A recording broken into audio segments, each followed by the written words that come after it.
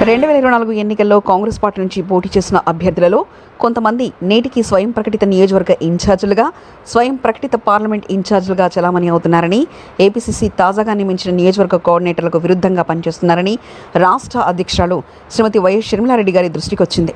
Party నిర్ణయాలకు కట్టుబడి ఉండకుండా అధిష్టానం ప్రకటించిన కోఆర్డినేటర్తో కలిసి పనిచేయకుండా ఎవరైనా ఇన్ఛార్జిగా ప్రకటించుకొని కార్యక్రమాలు చేయడం పార్టీ నియమావళికి విరుద్ధం. అసెంబ్లీ నియోజకవర్గాలకు ఇటీవల నియమించిన కోఆర్డినేటర్లు మాత్రమే ఆయా నియోజకవర్గాలకు ఇన్ఛార్జీలుగా నియోజకవర్గ బాధ్యులు. గత ఎన్నికల్లో పోటీ చేసిన అభ్యర్థులు ఆయా నియోజకవర్గాల కోఆర్డినేటర్లకు వ్యతిరేకంగా ఎటువంటి కార్యక్రమాలు, వ్యాఖ్యలు, చర్యలు చేపట్టరాదు.